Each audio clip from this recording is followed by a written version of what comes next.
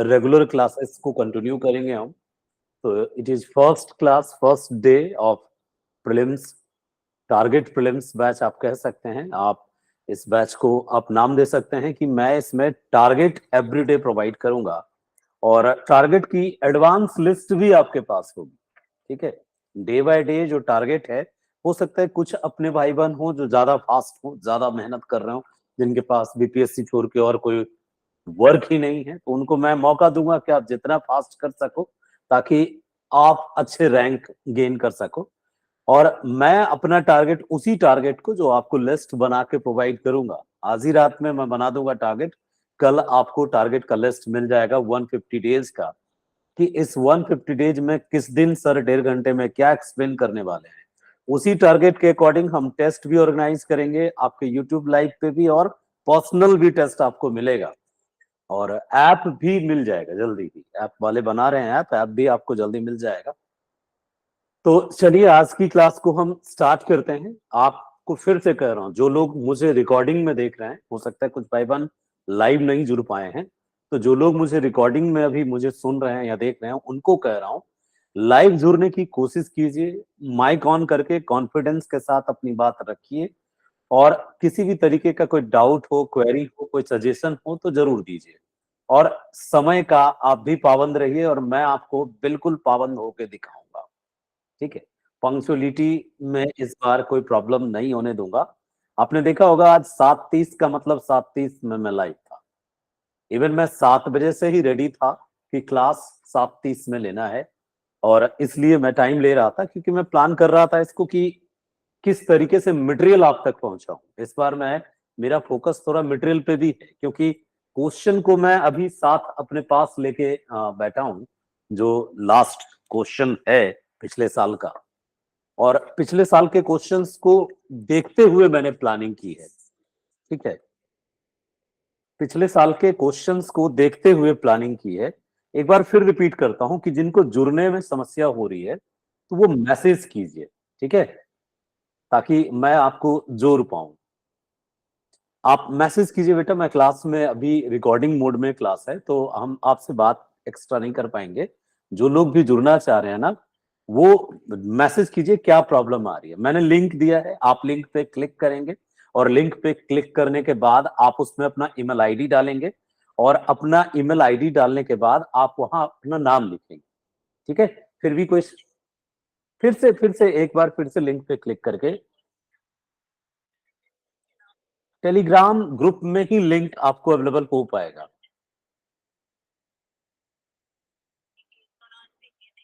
अच्छा, ठीक ठीक, कोई बात नहीं, मैं भेजता हूँ। कुछ बच्चे हैं थोड़ा टेक्नोलॉजी से थोड़ा सा उनका नाता थोड़ा दूर का है, समस्या होती है।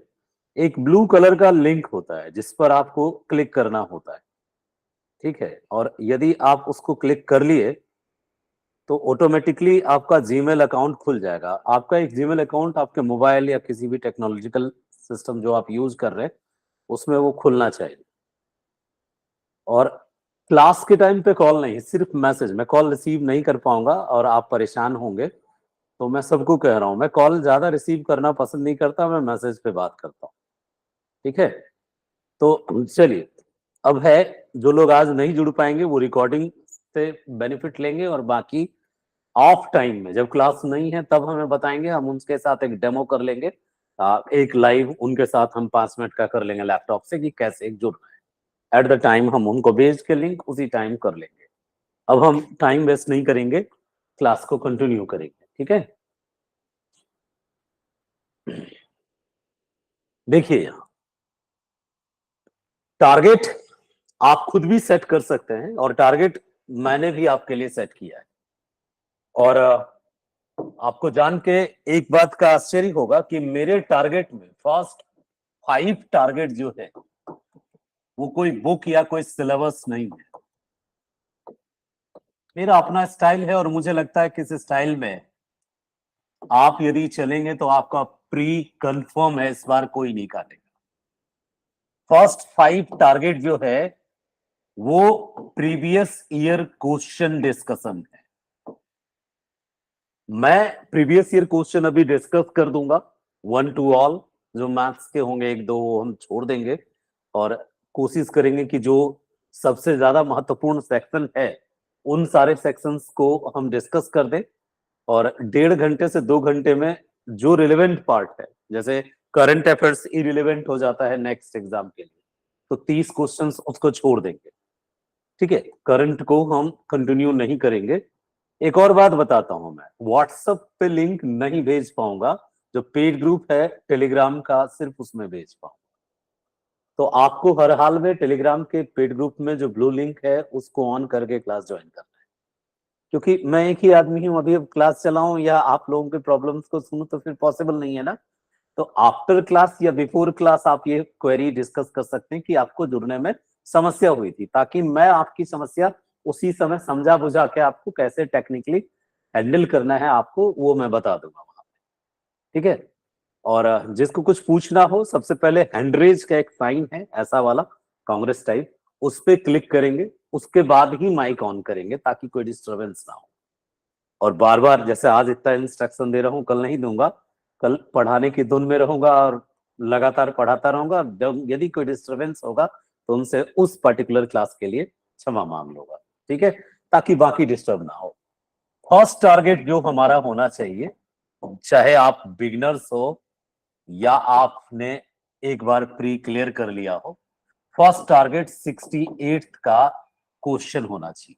ठीक है, 68 का जो क्वेश्चन है और 68 का पीटी का जो क्वेश्चन है, इसी को फिनिश करना फर्स्ट टारगेट होना चाहिए। कल यानी आज 2 मई है ना, हाँ आज 3 तारीख है शायद, 3 मई है, तो कल 4 मई, अच्छा 2 है, कल 3 मई है, तो 3 मई का हमारा टारगेट है इसको जितना डेप्थ में एक्सप्लेन कर पाऊं। इसमें करंट के क्वेश्चंस को माइनस करके करंट का सेक्शन देख लेंगे कि किस किस सेक्शन से ट्रेंड बना था क्वेश्चन का, उस क्वेश्चंस के इंफॉर्मेशन पर उतना डिस्कस नहीं करेंगे, बट करंट के क्वेश्चंस का ट्रेंडिंग डिस्कस करेंगे आपसे। और बाकी यानी करंट के 20 से 30 क्वेश्चन माइनस कर दें तो लगभग बच जाता है 120 क्वेश्चन। तो 120 क्वेश्चन में से मेरी कोशिश होगी कि 110 क्वेश्चन तक आपके साथ बहुत डेप्थ में डिस्कस करूं, ये टारगेट होगा मेरा कल की क्लास का। अब मान लीजिए कल मैं 68 क्वेश्चंस को पूरी तरह डिस्कस करता हूं, ईच एंड एवरी पॉइंट, तो कल के बाद वाला दिन यानी 4 मई को यूट्यूब पे सेट प्रैक्टिस होगा।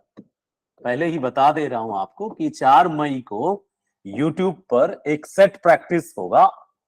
जो लोग अननोन आएंगे गेस्ट, वो प्रचार के लिए आएंगे, देखेंगे कि क्या चल रहा है चैनल पर, ताकि अपना चैनल ग्रो करे। लेकिन आप सबके सब ध्यान से आएंगे कि हमने जो समझा था सर, उसमें करंट के क्वेश्चन की जगह कुछ और क्वेश्चंस डालेंगे।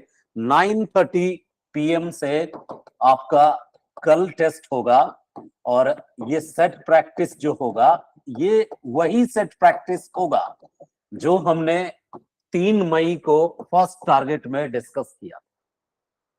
और क्वेश्चंस वही सारे होंगे और उससे संबंधित रिलेवेंट होंगे कि यदि वो पूछा था तो और क्या पूछ सकता है, वैसे क्वेश्चन जो डिस्कस किए गए होंगे वो भी मैं बताऊंगा।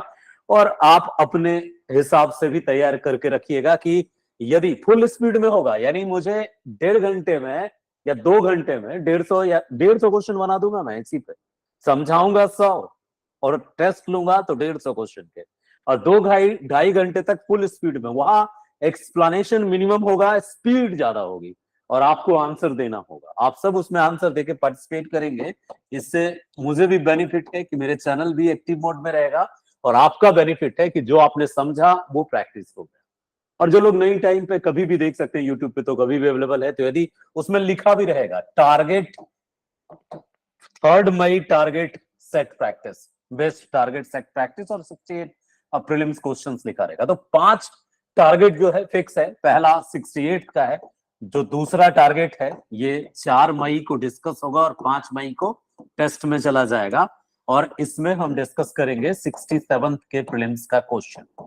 ये बहुत जरूरी होता है, इससे क्या होगा कि आपका पूरा का पूरा हेजिटेशन खत्म हो जाएगा, आपको समझ में आने लगेगा कि बीपीएससी के लिए किस दिशा में पढ़ना ज्यादा उचित होगा। डायरेक्शन समझ में आएगा, दिशा समझ में आएगा कि पहले की बीपीएससी और अभी की बीपीएससी में क्या फर्क है, किस दिशा की ओर प्रश्न बढ़ रहे हैं, तो आने वाले संभावित प्रश्न के प्रति आपके टॉपिक में इंटरेस्ट जनरेट होगा कि ये वाला टॉपिक ध्यान से पढ़ते हैं क्योंकि इस तरह के क्वेश्चन बीपीएससी ने पूछे।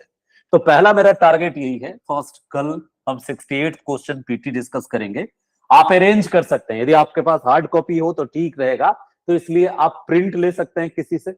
आप क्वेश्चंस यदि आपके पास नहीं है, मान लीजिए आप बंगलोर रहते हैं या कोई गुजरात रहते हैं, एक अपने असिस्टेंट स्टेशन मास्टर भाई हैं गुजरात में, कहते हैं बहुत रूरल एरियाज में, उधर आउटसाइड रहते हैं, तो ऐसे बच्चों के लिए मैं ये भी कोशिश कर रहा हूँ कि स्कैन करके जितने भी क्वेश्चंस हैं, यानी पांचों 68, 67, 66 और 65, फिफ्थ और 64th, 1 2 3 4 5 5 टारगेट तो हो गए। एक हम और नीचे जाना चाहेंगे 63rd तक, ठीक है, 63rd तक, ठीक है। तो मेरा जो टारगेट है, सेकंड ये हो गया, थर्ड, फोर्थ, फिफ्थ और सिक्स्थ टारगेट। 63rd के पीटी तक के क्वेश्चंस को मैं डिस्कस करने वाला हूं। 62 को नहीं कर रहा हूं, इसके पीछे मेरा अपना पर्पस है। मुझे ऐसा लगता है कि 62 से ज्यादा जरूरी है 63rd तक, ठीक है। तो आप में से किसी बच्चे के पास, मान लीजिए, हो सकता है कुछ के पास क्वेश्चन ना हो, कुछ के पास क्वेश्चन हो, कुछ के पास क्वेश्चन बैंक हो, उसमें डिस्कशन हो, तो क्वेश्चन बैंक का डिस्कशन वो अपनी जगह है, हम जो डिस्कस करेंगे वो मेरा अपना स्टाइल होगा। क्वेश्चन बैंक देख के डिस्कस नहीं करेंगे हम, हर एक उस क्वेश्चन से, उससे जुड़े संभावित प्रश्न की तह तक पहुंचने की कोशिश करेंगे। और सबसे बड़ी बात, after discussion test is compulsory, ठीक है। वो सबको ध्यान रखना है कि आफ्टर डिस्कशन हम टेस्ट जरूर अटेंड करेंगे, जो 9:30 बजे से होगा और एक दिन लेट होगा, यानी डेट आपको पता चल गया, ठीक है। अब ये 5 टारगेट्स की जगह मैंने 6 कर लिया। कोशिश रहेगी जितना जो मॉडर्न सेट स्टार्ट हुआ है बीपीएससी का, चेंजेस सेट, डिजाइनिंग सेट, वो 63rd से ही मैं मानता हूं कि वहां से थोड़ा क्रांतिकारी क्वेश्चन आने शुरू हुए हैं, बदलाव शुरू हुआ है, पैटर्न बदला है। 62 तक मैं नहीं मानता हूं कि 59वीं 62वीं वाला जो था, 59वीं, वो मैं मानता हूं कि जनरल क्वेश्चन थे और वहां पे मैं चेंजेस नहीं देखता हूं, 63rd से चेंज देखता हूं। तो 63rd से लेके 68th तक के क्वेश्चंस की प्रैक्टिस की, यानी 6, फर्स्ट 5 नहीं, फर्स्ट 6 टारगेट की बात करूं मैं, तो शुरुआत के 6 टारगेट फिक्स हो गए, यानी कि 3 से लेकर के 5, 6, 7, 8 मई तक फिक्स है कि अभी सिर्फ और सिर्फ प्रीवियस ईयर क्वेश्चन चलेगा। और धुआंधार चलना चाहिए, आपके दिमाग में भी घूमता रहे, सपने में भी आए क्वेश्चन, इस तरीके का थोड़ा दशा होनी चाहिए। तो डिस्कस करेंगे हम तैयार हैं, आप भी तैयार रहिए। आपके पास यदि ये छबो क्वेश्चन हो जाए हार्ड कॉपी में, या तो आपने कोई क्वेश्चन बैंक लिया होगा, उससे भी चलेगा काम, कोई जरूरी नहीं है कि आप अलग से कुछ करो, मैं इतना खर्च नहीं चाहता करे बच्चा। यदि है तो बेहतर है, नहीं है तो भी बेहतर है, बाकी ग्रुप में मैं भेजूंगा ही, आपके इसी टेलीग्राम ग्रुप में, जो टेलीग्राम पेड ग्रुप 1 बैच है, उसमें मैं ये 6 क्वेश्चंस भेजने वाला हूं। कल भेज दूंगा, कल शाम तक आपको 6 क्वेश्चंस का सॉफ्ट कॉपी मिल जाएगा और उसी 6 क्वेश्चंस पर मेरा किया हुआ सेट, प्रैक्टिस वाला सेट भी मिलेगा, ताकि एक्सप्लेनेशन मिल जाए। तो ये 2 पीडीएफ्स आपको मिलने शुरू होंगे। रही बात डिस्कशन की, तो पहले मैं क्वेश्चन को डिस्कस क्यों कर रहा हूं। देखिए, प्रीलिम्स का एग्जाम कुल मिला के एक छटनी की तरह होता है और वहां पे सबसे ज्यादा जरूरी होता है अपने आप को पीसफुल बनाए रखना। और गड़बड़ कहां होती है, जाने हुए प्रश्न में होता है। जैसे जो ज्योग्राफी का स्टूडेंट है, वो सबसे ज्यादा ज्योग्राफी गलत करके आता है। जो इतिहास का ऑनर्स और एमए पीएचडी किया हुआ भाई बहन है, उसके इतिहास में ही गलत हो जाते हैं। इसके पीछे का कारण क्या है, इसी को डिस्कस करने के लिए मैं ये सेट प्रैक्टिस करा रहा हूं। Knowledge is not my purpose, knowledge तो मैं दूंगा ना इसके बाद सिर्फ जो 7वां जो मेरा टारगेट होगा, वो टारगेट बदल जाएगा। जैसे 17-18 हजार लेकर के आस्था वास्ता जो दूसरा कोचिंग है, वो मटेरियल देता है बच्चों को। एक बार एक बच्चा आया था मेरे पास और वो लेके आया था बुकलेट, इतना मतलब 6-7-8 बुकलेट लेके आया था। वो डीआरडीओ में काम करता है बच्चा, तो वो 6-7-8 बुकलेट लेके आया था। कहा सर 17,000 में ये 7-8 बुकलेट दिया है और ऑनलाइन वीडियोस दिया है। वीडियोस देखा मैंने, ठीक था, मैं बुराई किसी की नहीं करता, लेकिन 17,000 में सिर्फ वो बुकलेट और कुछ वीडियोस मिले थे उसको। वो 67 या 68 के लिए ज्वाइन किया था। उन सारे बुकलेट्स को वो मेरे यहाँ ही छोड़ के गायब हो गया। कहा सर ये किसी काम का मुझे समझ में नहीं आ रहा है, इससे अच्छा तो मैं ल्यूसेंट पढ़ लूं, इससे अच्छा तो मैं ये पढ़ लूं, वो पढ़ लूं। तो कुल मिला के उस बुकलेट को मैं क्यों छोड़ता, मैं स्टडी कर गया कि जो कोचिंग वाले हैं जो इतनी मोटी रकम लेते हैं, 60,000 या 90,000, 80,000, कुछ लोग 90,000 तक चार्ज करते हैं, तो जो मटेरियल के नाम पे दे रहे हैं, ये टॉप मोस्ट है बीपीएससी का, नो डाउट एक अच्छा कोचिंग रहा है काफी लंबे समय से। आस्था हो गया या फिर निर्माण हो गया या फिर परफेक्शन हो गया, ये लोग बीपीएससी ही टारगेट करते हुए आ रहे हैं। एक सिविल सर्विसेज सेंटर करके है, पीएमसीएच के आसपास कोई है, बहुत सारे ऐसे इंस्टीट्यूट हैं जो बीपीएससी को टारगेट करते रहे हैं।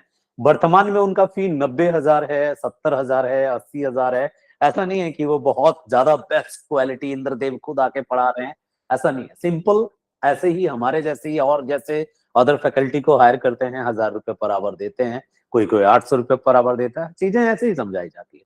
मटेरियल के नाम पे बुकलेट थमा दिया जाता है पतला पतला, और बुकलेट का स्टैंडर्ड उतना बेहतर नहीं होता है।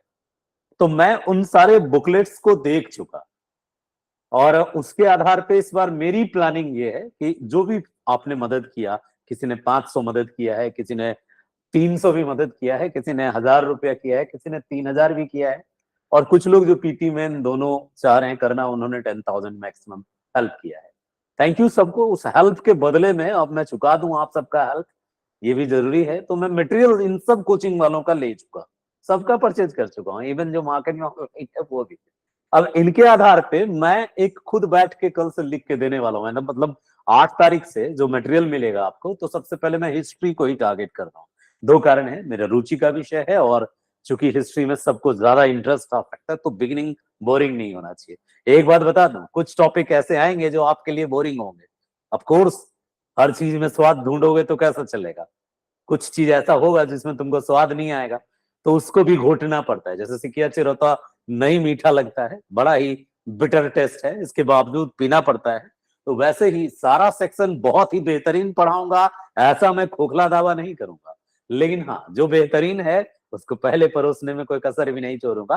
तो इतिहास में बड़ी रुचि मेरी भी है, इतिहास पे अच्छी तैयारी भी कर रखी है, तो क्लासेस स्टार्ट करूंगा प्रीलिम्स के लिए, जो मॉडर्न हिस्ट्री है वहां से, और मॉडर्न के अलावा एनिशिएंट मेडिवल भी देख लेंगे, ताकि प्री पॉइंट ऑफ व्यू से कोई क्वेश्चन छूटे ना। तो छठे सेक्शन यानी 6 टारगेट के बाद हिस्ट्री चलेगा टारगेट पर, जिसमें कम से कम मैं 10 क्लास लूंगा, 10 टारगेट हिस्ट्री को देंगे। हिस्ट्री फिनिश होने के बाद फिर हम ज्योग्राफी को देंगे टाइम।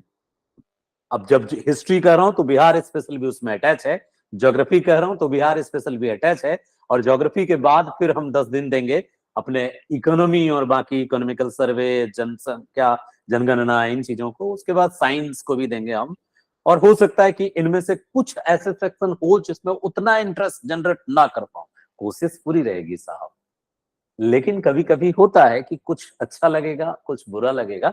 आपको कोशिश ये करना है कि सर जितना समझा पा रहे हैं इनफ है, उसके बाद अपनी समझदारी लगानी है, और जो सर बुक बता रहे हैं और जो मटेरियल सेंड कर रहे हैं, इन दोनों को कंपेयर करके उसमें गलतियां भी ढूंढनी है। कभी कभी बुक में कुछ मिस्टेक्स होता है, कभी मटेरियल में भी आपको कोई डाउट हो, तो एक अच्छे स्टूडेंट के नाते यदि कहीं कोई मिस्टेक दिख जाए मेरे मटेरियल में या बुक में, तो उसको डिस्कस करना है। माइक इसलिए है इस क्लास में कि अगले दिन उस मटेरियल से यदि आप एक दो गलती ढूंढ के आते हैं, तो ये एक जीनियस की के लक्षण होंगे कि हाँ सर, ये जो मटेरियल आया था इसमें इस तरीके का कॉन्ट्रोडिक्शन है। तो एक अच्छा सा आपका कॉन्फिडेंस भी बढ़ेगा जब क्लास में आप कोई चीज लेके आते हैं।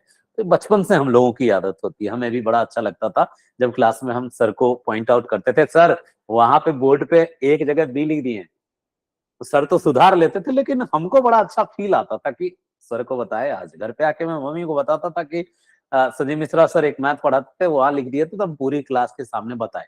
मेरा कहने का मतलब ये है, भला भी हो जाएगा, कहीं कोई मिस्टेक हो तो वो चेक हो गया।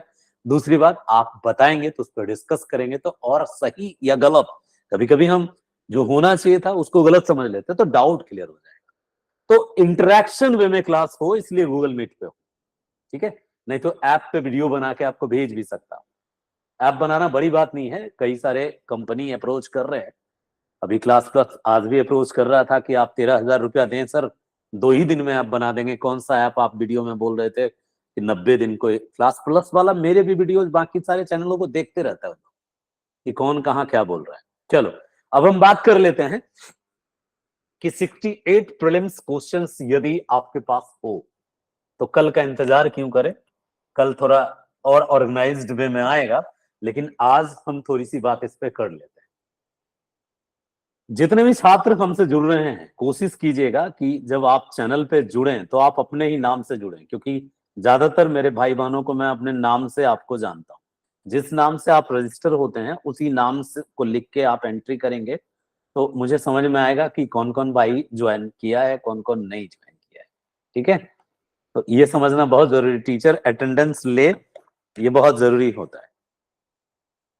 देखिए 68 के बीपीएससी का क्वेश्चन मैं टाइप कर रहा था खुद से ही, तो उसमें मैंने 5-7 ऐसे क्वेश्चंस देखे जो बच्चों को लगेगा कि ये ज्योग्राफी से है, या बच्चे को लगेगा कि ये साइंस एंड टेक्नोलॉजी से है, बट वो क्वेश्चन करंट से था। जैसा मैं बताता हूं एक एग्जांपल देके।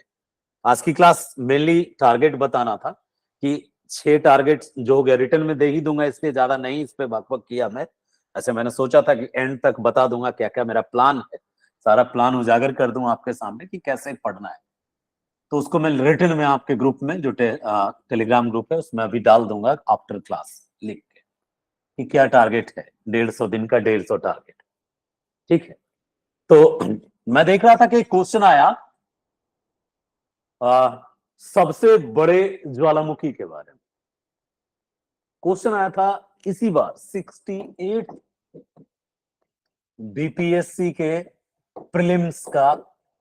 कुछ चंद झलक दिखलाता हूं, अभी ताजा है ना, तो कुछ क्वेश्चंस दिखाता हूं। एक क्वेश्चन आया ज्योग्राफी बेस्ड करंट।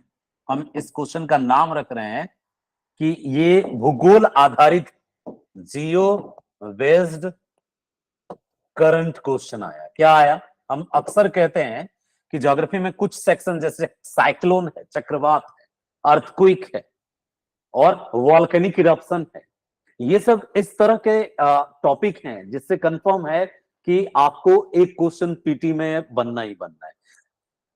ये रवि जी का क्वेश्चन है जो ऊपर छत पे पढ़ रहे होंगे अभी, यादव जी का क्वेश्चन है लगता है।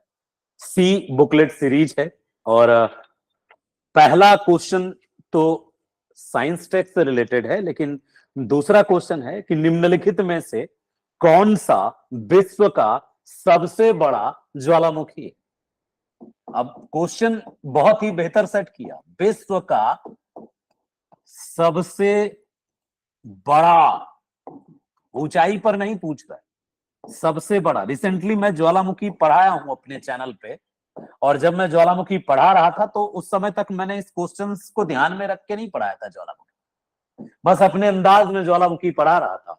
ज्यादातर वो क्लास जो मैंने अपने अंदाज में पढ़ाए हैं उन क्लास के बीच बीच से कई क्वेश्चन आए हैं, लेकिन चूंकि उस क्लास को रिवाइज नहीं किया तो कई बच्चों को नहीं पता और गलती कराया।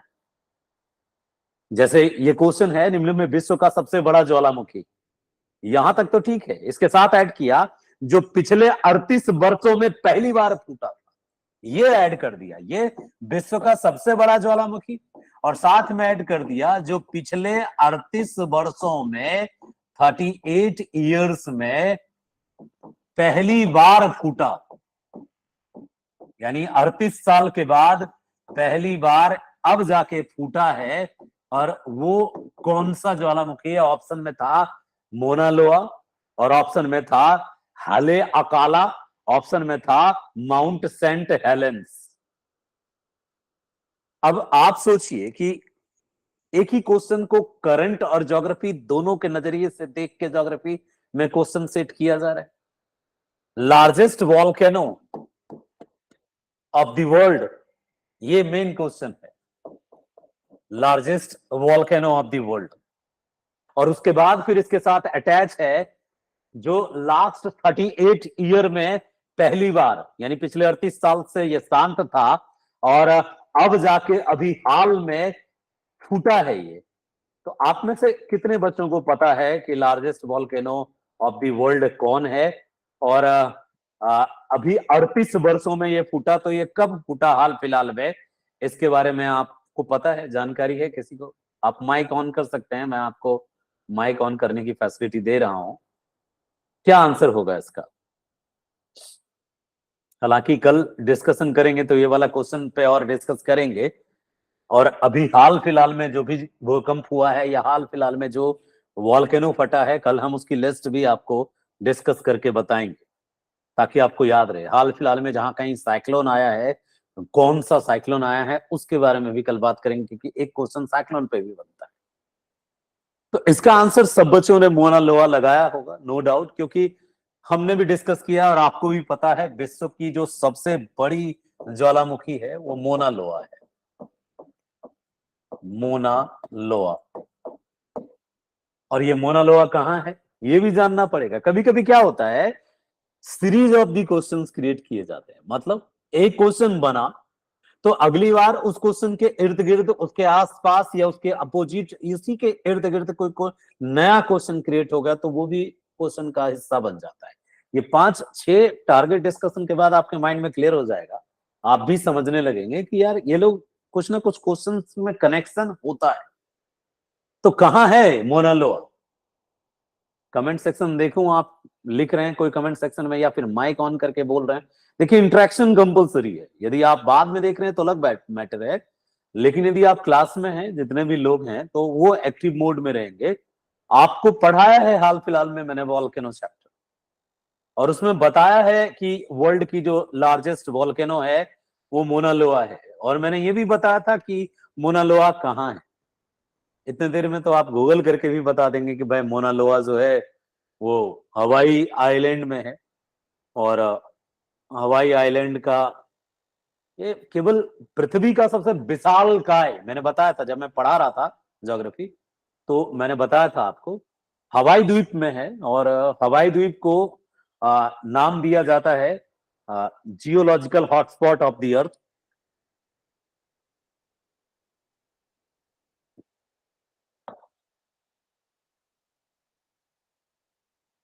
चांदनी कह रही है कि मैं तो गूगल से ही बताई सर। इट्स ओके बेटा, इसी आधार पे अब कम से कम गूगल से ही सही एक नोट्स बना लेना, या फिर जो वॉल्केनो वाला चैप्टर मैंने पढ़ा है उसको एक बार देख लेना। तो वॉल्केनो से रिलेटेड बहुत सारी बातें मैंने वॉल्केनो वाले चैप्टर में की, लेकिन मेरे जो सिंसियर भाई बहन है उनमें से बहुत कम लोगों ने उस चैप्टर को देखा। क्यों? क्योंकि उनको नहीं लगा कि यहां से भी बीपीएससी पूछेगा क्या, ये वॉल्केनो पोल्केनो से नहीं पूछेगा। और अब कारण क्या है, क्यों नहीं इंटरेस्ट आया मुझे वॉल्केनो पढ़ने में, या मैं वॉल्केनो वाले टॉपिक्स में बहुत सारे इंपॉर्टेंट फैक्ट मैंने बताए, बहुत सारे। और उनमें से जब ये 68 बीपीएससी का 3rd नंबर क्वेश्चन है, सेकंड क्वेश्चन है सी का, और ये साफ पूछ रहा है कि निम्न में कौन विश्व का सबसे बड़ा ज्वालामुखी है। यदि आता विश्व का बड़ा ज्वालामुखी, बृहद ज्वालामुखी तो अलग बात, सबसे बड़ा पूछा मोना लोआ होगा, हवाई द्वीप में है। और सबसे बड़ी बात यह है कि 38 साल में पहली बार फूटा ये मोना लोआ। ठीक है, तो ये भी जानना है। लास्ट का जो ये लगा देता है ना, लास्ट 38 ईयर वाला जो ये पॉइंट लगा दिया, तो इसके कारण, ठीक है, मोना लोआ ही है जो लास्ट 38 ईयर के बाद बहुत हाईली विस्फोटक रूप से इरप्टेड हुआ। तो ये ना कंफ्यूज करने के लिए लगाता है, और ये इस बात के लिए लगाता है कि बच्चा करंट का न्यूज देखता है कि नहीं। करंट में मोनालोआ न्यूज में था जब हम 68 का बीपीएससी प्रीलिम्स आप लिख रहे थे बच्चे आप लोग, तो उस टाइम पे ये न्यूज में था, उसके पिछले साल न्यूज में था कि मोनालोआ फटा, लास्ट 38 ईयर में पहली बार फटा, और इसको इन्होंने क्वेश्चन बना दिया।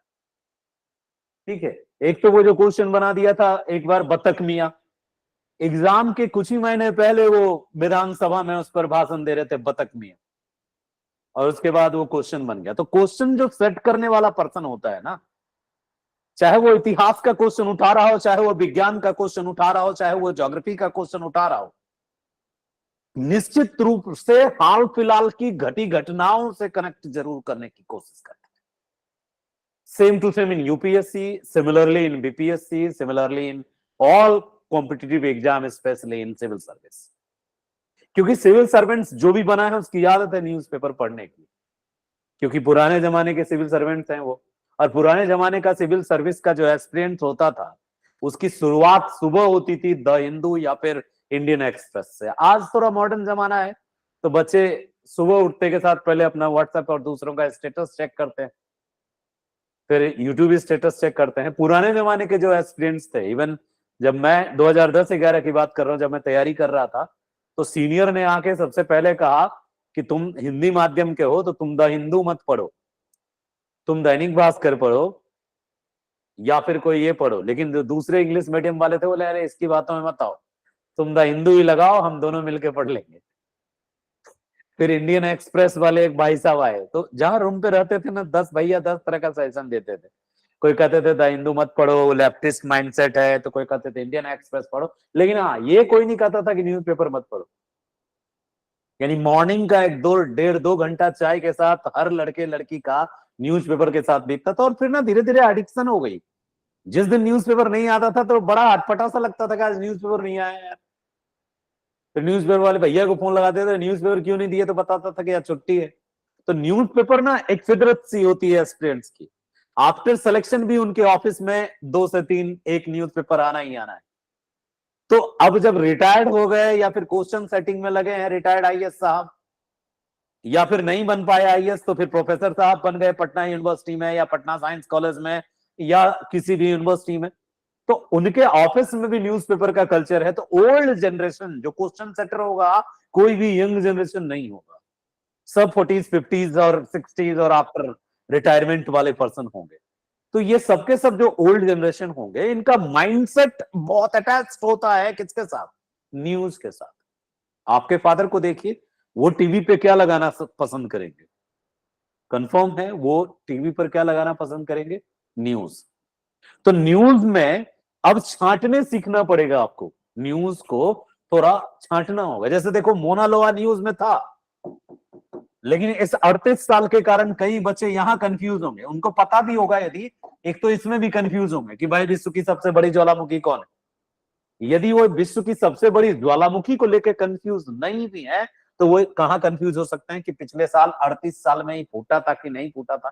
तो ऐसे में क्या करता है बहुत सारा बच्चा, मोना लोआ यदि जान रहा है, कुछ लोग इसलिए मोना लोआ टिक कर दिया होगा क्योंकि उसने सिर्फ मोना लोआ सुना है।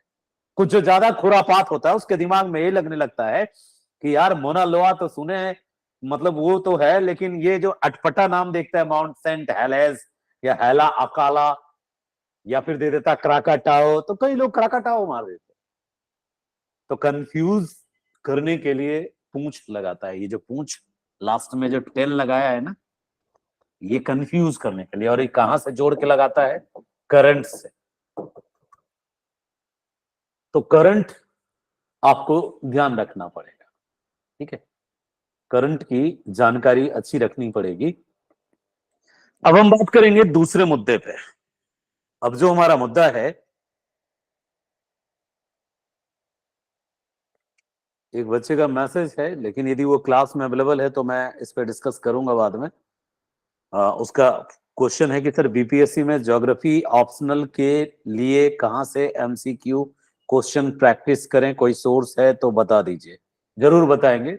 ज्योग्राफी ऑप्शनल वाले जितने भी छात्र हैं, यदि आप 68 का मेंस लिख रहे हैं आप में से कोई, तो वो मुझे अभी के अभी कंसल्ट कर लीजिएगा, मैं आपको बता दूंगा। और यदि 69 आप दे रहे हैं मेंस, तो आप उसकी चिंता ना करें, मेरी जिम्मेदारी है, मैं ऑब्जेक्टिव ज्योग्राफी आपको अवेलेबल करा दूंगा कि कहां से सबसे बेस्ट होगा, ऑप्शनल में दिक्कत नहीं होगी। ज्यादातर मैं सजेशन यही दूंगा, यदि आपका इतिहास वैकल्पिक विषय है तो आप एक बुक आता है किरण का, हिस्ट्री का, यूजीसी नेट 11 वालों के लिए भी, संघ लोक सेवा आयोग वाले बच्चों के लिए भी किरण की एक बुक आती है। मैं हमेशा साथ लेके ही घूमता हूँ, हमारे टेबल पे ही सब होता है। इतिहास यदि आपका ऑप्शनल है और उसके ऑब्जेक्टिव को देखना चाहते हैं तो किरण का बुक आता है जिसका नाम है, हाँ, किरण कंपटीशन टाइम्स, ठीक है।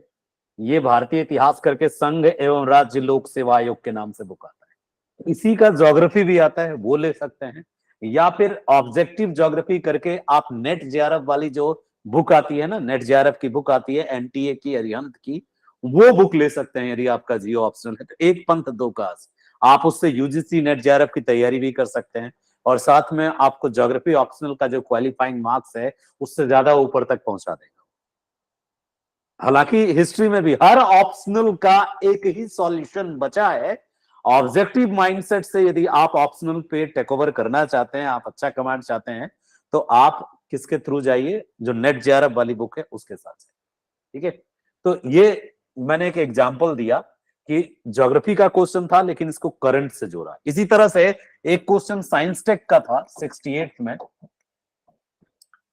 कि बच्चा साइंस टेक पे कितना कमांड रखता है। क्वेश्चन क्या था? क्वेश्चन था चीन के तियांगोंग अंतरिक्ष स्टेशन के हाल ही में लॉन्च किए गए अंतिम मॉड्यूल का नाम क्या था। अब है ये साइंस टेक का क्वेश्चन। जब बच्चा साइंस टेक पढ़ रहा हो तो उस टाइम पे उसको जानना होता है कि रसिया कहां से अपने लॉन्च करता है व्हीकल्स, चाइना कहां से अपना लॉन्च करता है, कम से कम पड़ोसी देश, और चाहे भारत और भारत के जो मित्र हैं वो कहां कहां से अपने सैटेलाइट्स लॉन्च करता है, और हाल में कौन सा सैटेलाइट लॉन्च किया है रिसेंटली, क्योंकि लगातार लॉन्चिंग होती रहती है। हर कंट्री का कुछ ना कुछ स्पेस मिशन चल रहा है। अभी रिसेंटली मैं बता रहा था आपको कि भारत ने, इसरो ने 36 सैटेलाइट्स लॉन्च करने का लॉन्च किया है। किसका? वेनवेव, वेनवेव नाम की कंपनी, ब्रिटिश कंपनी।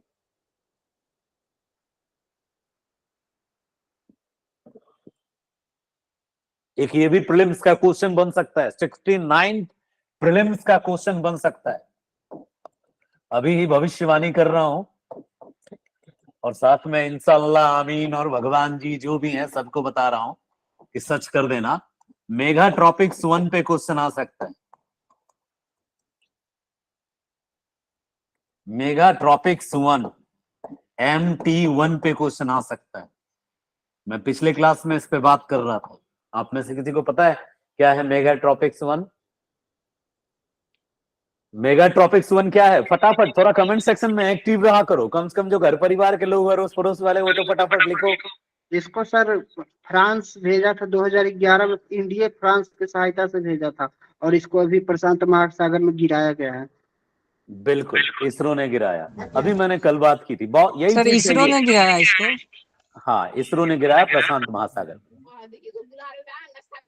चलिए, बहुत अच्छा। अब माइक जो है सब लोग एक साथ ऑन नहीं करना है, नहीं तो बहुत इको होगा। ठीक है, बहुत अच्छा लगा मुझे। इंटरेक्शन चाहिए, यदि इंटरेक्शन होगा तो क्लास में जान सी आएगी, क्योंकि मैं ऑफलाइन का मास्टर रहा हूं। मुझे ना स्टूडेंट के साथ इंटरेक्शन चाहिए।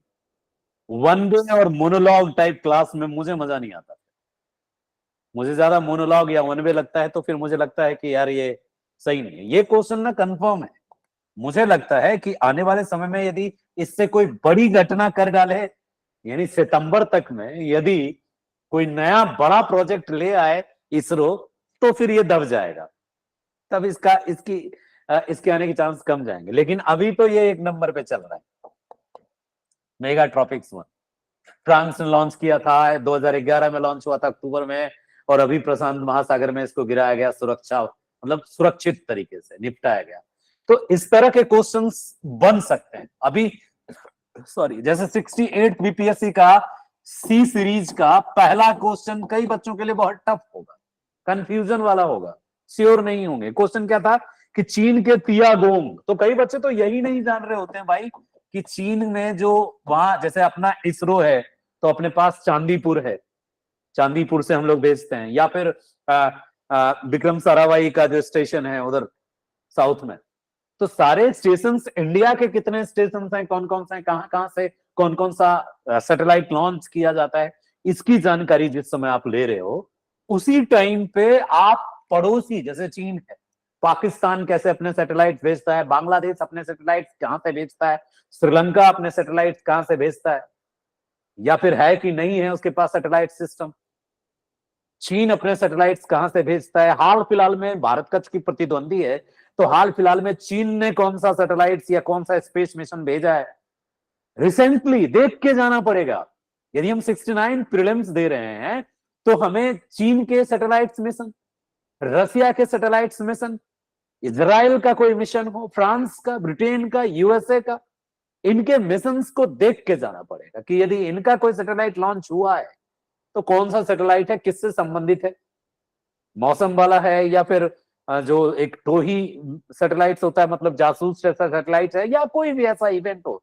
तो साइंस टेक का बड़ा इंपॉर्टेंट क्वेश्चन है, हर साल यहां से आना है। जैसे 68 में आया चीन का तियागोंग, नाम है तियांगोंग, तियांगोंग। तो आज की क्लास में तो मैं आपसे मेनली एक तरीके का, आप देखे होंगे मैंने जानबूझ के इसका एक थंबनेल भी बनाया कि एक ओरिएंटेशन क्लास है, बैच ओरिएंटेशन है। तो बैच ओरिएंटेशन में हम बात करना चाह रहे थे कि 6 टारगेट हमारे जो चलेंगे, इसी 6 से पता चल जाएगा रेगुलरिटी भी आपको, और मजा भी आने लगेगा कि हाँ पीपीएससी की प्री की तैयारी अब थोड़ा जोरों पे है, क्योंकि सर जितना डिस्कस किए हैं उसको तैयार करके रखना है, रिवाइज करके रखना है, और सेट प्रैक्टिस नेक्स्ट डे होगा तो उसमें परफॉर्म करना है कि एक भी गलत नहीं। लास्ट में आपको लिखना भी है कि मेरा आज कितना गलत हुआ, ईमानदारी से।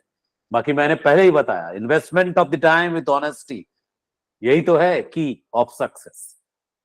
कितने ईमानदार हैं आप, मेहनती कितने हैं आप, अपनी तैयारी जारी रखिए, आपका जो रणनीति था उसको जारी रखिए, उसके साथ यदि हमें भी ढो सको तो ढो, हमारे साथ भी वर्क कर सको, दौड़ सको तो और अच्छा है, ठीक है। तो मैं जो प्लान करके चल रहा हूं कि 6 previous year question discussion, revision, practice, and then history 10 days target, 10 target 10 set practice. History के बाद फिर ज्योग्राफी 10 सेट प्रैक्टिस हो गया। ज्योग्राफी के बाद फिर इकोनॉमी, इकोनॉमी में सर्वे, जो जनगणना, जो इकोनॉमिक सर्वे, जनगणना, बाकी जितने टॉपिक्स हो सकते हैं उसमें, बजट वजट सब रिसेंट में जो आएगा। और उसके बाद फिर पॉलिटी भी, उसके बाद फिर करंट और साइंस भी, यानी कोई सेक्शन छोड़ना नहीं है। और ये जो 6 टारगेट डिस्कशन है, इससे पूरा विजन मिल जाए। करंट पढ़ते समय, जैसे अब यदि तुम स्पेस पढ़ रहे हो, स्पेस टेक्नोलॉजी, आज अभी मन करे तो पढ़ना, क्योंकि आज मैं कोई होमवर्क नहीं दे रहा हूं, होमवर्क कल से मिलेगा। आज आपको एक होमवर्क दे देता हूं, आपको पता करना है, लिख लीजिए कॉपी पे, किसी दिन पूछूं तो बताना, या फिर मैं पढ़ा रहा हूं तो आपको रिवीजन जैसा लगे कि आपने एक बार पढ़ रखा है। आपको यह जानना है कि भारत की जो स्पेस टेक्नोलॉजी है, भारत के किन किन राज्यों में इसके सेंटर्स, जैसे इसरो है तो उसका सेंटर कहां है, या फिर एनआईएल आपको बताया था वो दूसरा जो सेंटर है, या एक मैंने स्पेस इन स्पेस बताया था। तो ये तीनों ऑर्गेनाइजेशन कहां से रन करता है, हेडक्वार्टर कहां है, कहां कहां से भारत लॉन्च करता है अपना सैटेलाइट्स। तो लॉन्चिंग व्हीकल्स जो है भारत का, वो कहां कहां है, ये पढ़ के रखना।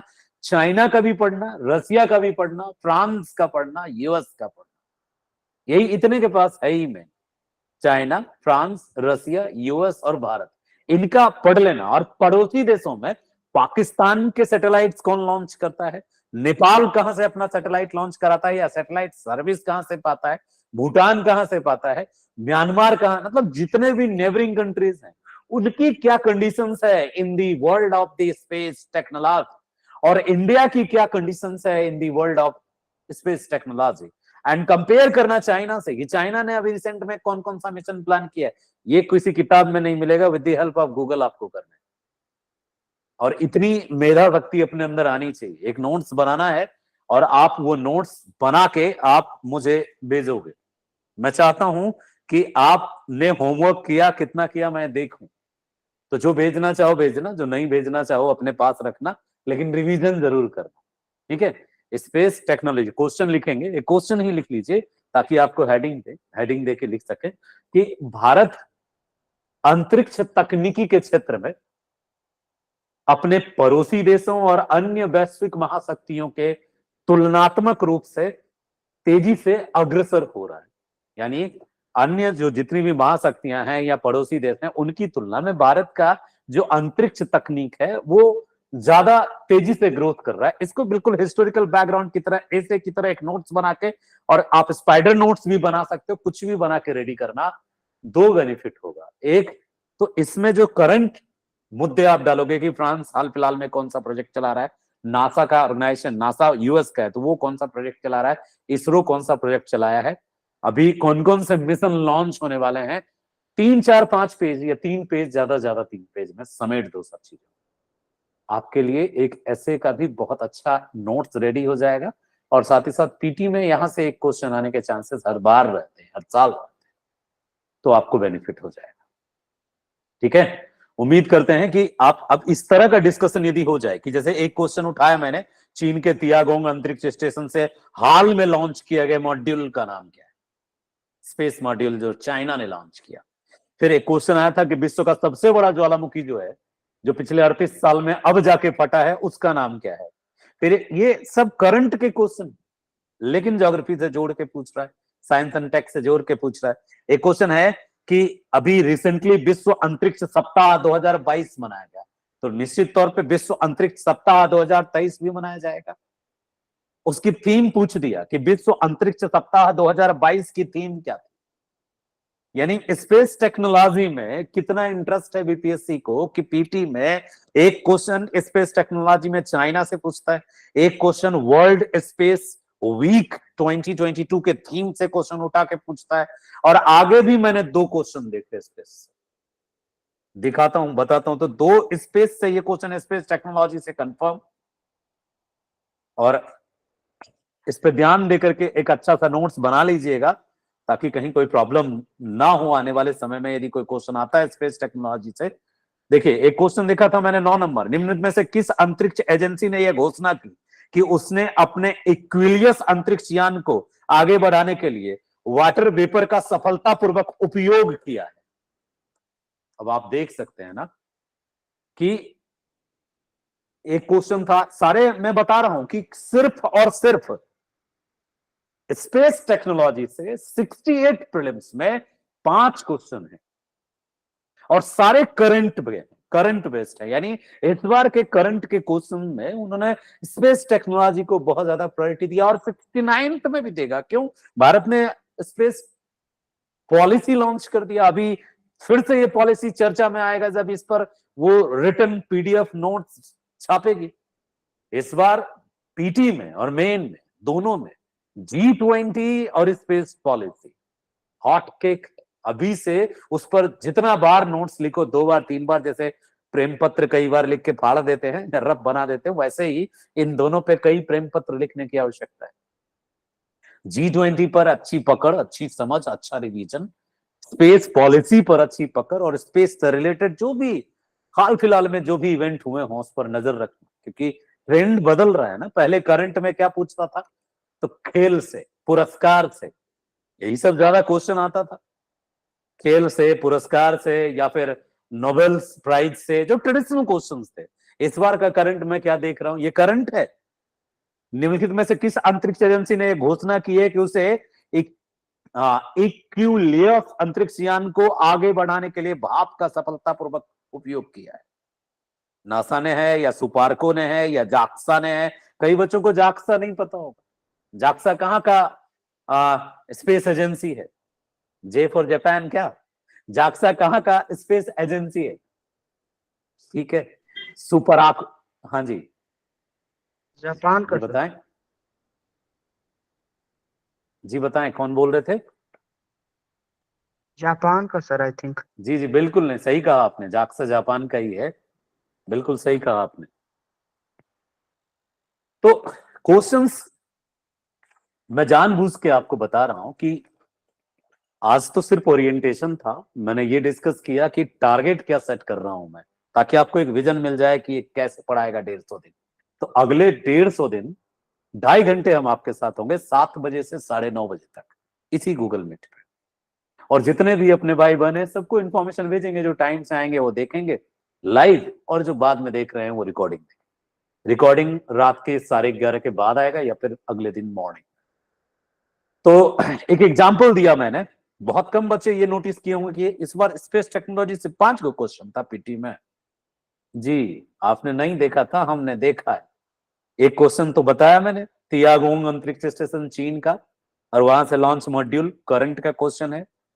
दूसरा क्वेश्चन इन्होंने पूछा था, वर्ल्ड स्पेस वीक का थीम पूछ दिया था 2022 का।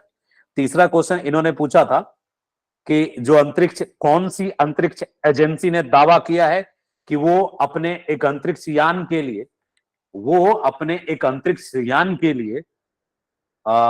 यूज करेंगे वाटर वेपर को। ये कौन सी एजेंसी ने दावा किया है, ठीक है। और इसके अलावा एक और क्वेश्चन स्पेस टेक्नोलॉजी का ही क्वेश्चन है, वो भी दिखा दूं मैं आपको। स्पेस टेक्नोलॉजी से कुल मिला के 4 क्वेश्चंस तो देख लिए आपने, 3 क्वेश्चन देखे ना, 3। एक ये भी टेक्नोलॉजी से रिलेटेड क्वेश्चन था कि अक्टूबर 2022 में लॉन्च किया गया टेस्ला ह्यूमैनॉइड रोबोट, ये भी साइंस टेक का ही क्वेश्चन था। तो साइंस टेक के क्वेश्चन में स्पेस टेक्नोलॉजी भी आती है, रोबोटिक्स भी आता है, और जो बायोटेक भी आता है। इनमें कुछ भी नया घटित हो, हालांकि ये सब पहले यूपीएससी करती थी, ये यूपीएससी का ट्रेंड है। मैं बताऊं आपको, कई बच्चों को ये समझना पड़ेगा कि पीटी को अतुल प्रसाद जी की टीम, जो नई टीम बनाई है, ये क्वेश्चन 68वीं के पहले क्वेश्चन बनाने वाले लोग किसके थे, तो 68 के पहले वाले क्वेश्चन बनाने वाली टीम जो थी, क्वेश्चन मेकिंग टीम, बड़ा गड़बड़ करती थी और गड़बड़ा रहा है कि सिस्टम, और वो उनके थे, अमरेंद्र कुमार जी की टीम थी, जो परीक्षा नियंत्रक भाई साहब थे। अब जो टीम आई है, ये अतुल कुमार जी की टीम है, और चूंकि अतुल कुमार जी यूपीएससी से बड़े प्रभावित इंसान है और बदलाव पसंद करते हैं, तो इनकी टीम का क्वेश्चन चुनने का तरीका समझना पड़ेगा आपको, तब जाके पीटी में अच्छा स्कोर कर पाओगे आप। आपका ध्यान पहले कहां था करंट में, अब आपको करंट में कहां ध्यान देना है। यानी आपको करंट में, पहले ना हम लोग जब यूपीएससी की तैयारी करते थे, सब कहता था हिंदू में वेडनेसडे को या थर्सडे को एक स्पेशल साइंस टेक स्पेशल आएगा, वो सब कलेक्ट करते जाना, और हम कलेक्ट करते जाते थे, उसको पढ़ते थे। फिर जमाना आया कि विजन निकालने लगी 365 नाम का एक, फिर लोग उसकी तरफ मुड़ गए, क्योंकि बना बनाया चीजों को लोग ज्यादा ध्यान देते हैं, समय बचता है, टाइम बचता है। तो कुल मिला के साइंस एंड टेक से क्वेश्चंस करंट के कम से कम 5 से 7 क्वेश्चंस थे। उसमें तो 4 से 5 क्वेश्चंस केवल और केवल किससे जुड़े थे, स्पेस से, अंतरिक्ष से। तो मेरे टारगेट में टेक्नोलॉजी साइंस टेक भी है, साइंस अलग है और साइंस टेक अलग है। जो फिजिक्स केमिस्ट्री बायोलॉजी के क्वेश्चंस देखते हैं ना आप सब, वो साइंस की श्रेणी में आता है, और उसमें भी प्रयोग इन्होंने किया है, बॉटनी के क्वेश्चन उठा के 5-7 डाल दिए इस बार। मतलब ट्रेडिशनल क्वेश्चंस जो आते थे, जो बच्चा कहने लगा कि ल्यूसेंट पढ़ के जाते हैं पीटी हो जाता है, उस छवि को बदलने की कोशिश में है बीपीएससी। कि कोई यदि कह रहा है कि सिर्फ ल्यूसेंट पढ़ के मैं आया हूं और ल्यूसेंट पढ़ के मैं पीटी निकाल लूंगा, तो अब आपको उस बचकाने हरकत से पीटी नहीं निकलेगा यदि आप केवल ल्यूसेंट पढ़ के जाएंगे, क्योंकि Lucent science tech based current affairs नहीं देगा।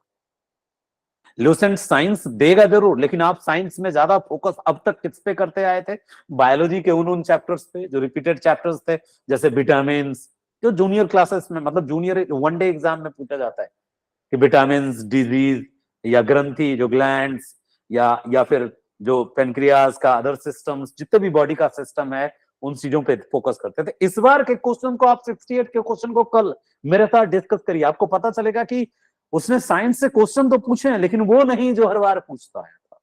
उसने बायोलॉजी के क्वेश्चंस का तो पूरा दर्रा ही चेंज करके रख दिया। इस बार 5-7 क्वेश्चन तो सीधे बॉटनी से है, प्योर बॉटनी, जो 11-12 लेवल की बॉटनी। तो अब आपको अपना तरीका थोड़ा बदलना पड़ेगा, यानी अब आप उन मार्केट में परोसे गए बुक की जगह पे, जो बिहार बोर्ड की बुक है 11-12 तक की, या फिर जो एनसीईआरटी की बुक है 11-12 तक की, उसमें भी किसी खास सेक्शंस पे नजर देना होगा कि यदि हम करंट पढ़ रहे हैं, तो अब करंट हम साइंस एंड टेक्नोलॉजी बेस्ट कम से कम 100-150 करंट कलेक्ट करके रखें, रिवाइज करें, ठीक है। और यदि हम साइंस पढ़ रहे हैं, तो साइंस में हम बॉटनी को भी देखें, जूलॉजी को भी देखें, और जो ट्रेडिशनल 11-12 का जो बुक है, वहां से जो करंट निकल के आता है, मतलब करंट नहीं, जो कंटेंट निकल के आता है, उसको देखें। तो खैर, कल तो इस पे हम बात करेंगे ही डिटेल में। तो की क्लास में आप सबका स्वागत है। आज 8:30 तक की ही क्लास हमने डिसाइड की है। अभी मुख्य परीक्षा की क्लास होनी थी बीपीएससी मेंस को लेके, क्योंकि बीपीएससी मेंस का जो ग्रुप है पुराना 68 बीपीएससी मेंस, उसको हम 69 बीपीएससी मेंस में कन्वर्ट करेंगे, और जो नए लोग ज्वाइन करेंगे उसको उसी ग्रुप में ऐड करेंगे, ठीक है। तो कल हम ऐड करेंगे जो नए लोग अभी ज्वाइन कर रहे हैं, और ना जिन लोगों ने भी जो भी सहयोग किया है उसको धन्यवाद है, और जो सक्षम है, अपना जो आपका प्रॉमिस रहा है, जो आपने कमिटमेंट किया है, आप उसके अकॉर्डिंग पे करेंगे ताकि सिस्टम चले फ्लो में, ठीक है। बीच में मैं बीमार था, इसके कारण सिस्टम थोड़ा डिले हुआ था, नहीं तो अभी तक कंटिन्यू रहता तो हमारे साथ वर्क कर रहे स्टूडेंट की एफिशिएंसी मैं और बढ़ा लेता। तो आज की क्लास इतनी ही है। आप में से किसी ने हैंड रेज किया था, अरविंद कुमार जी। जी, मैं माइक ऑन करने का सिस्टम देता हूँ। जी बताइए अरविंद। सर बोटनी में हम लोग को ज्यादा प्रॉब्लम होता है क्योंकि मैथ का मैं स्टूडेंट रहा हूँ, तो आप जी अपने जी अपने स्तर से, क्योंकि आपका बायो जो है वो रहा है, मुझे पता है इसका, तो आप देख लेते उसको, जब ये चलेगा क्लास तो उसको ऑर्गेनाइज कर दीजिएगा। अभी हमने जस्ट यही बात बताई कि जो टारगेट है वो हम सब डिसाइड करके अभी कल तक आपको सारे टारगेट दिख जाएंगे। टारगेट का जो सीक्वेंस है वो सेम ही रहेगा जो हम लिख के देंगे। तो अभी तत्काल मैं 6 टारगेट तय कर चुका, जिसमें हम प्रीवियस ईयर क्वेश्चन को ऐसे ही डिस्कस करेंगे जैसे अभी कर रहा था। वो बोर्ड पे उसका पीडीएफ भी होगा।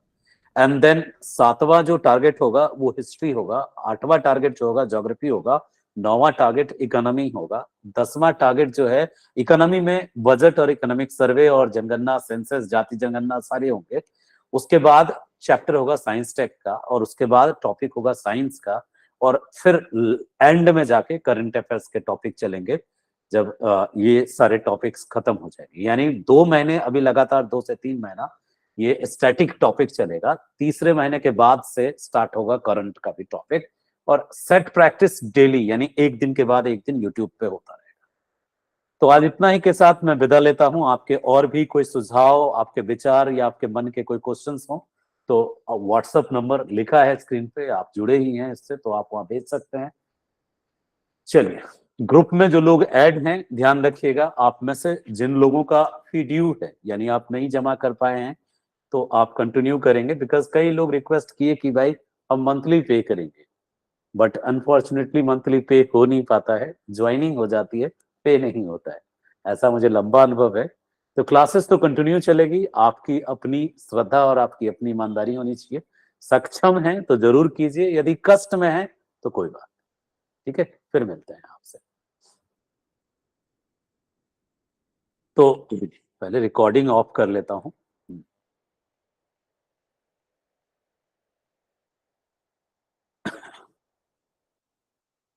जो लोग बिल्कुल बाद में अभी जुड़े हैं, जैसे नीतू जी हैं या फिर श्याम नंदन जी हैं, अभी जुड़ रहे हैं, टाइम 7 बजे है। कल 7 बजे जुड़ेंगे आप, 7 से 7:30 के बीच ग्रुप में आपको मैसेज आ जाएगा, लिंक आ जाएगा, लिंक पे क्लिक करके जुड़ेंगे। अभी अब आप यूट्यूब पे आएंगे, मुख्य परीक्षा की क्लास 5-10 मिनट के अंदर हम लॉन्च करेंगे।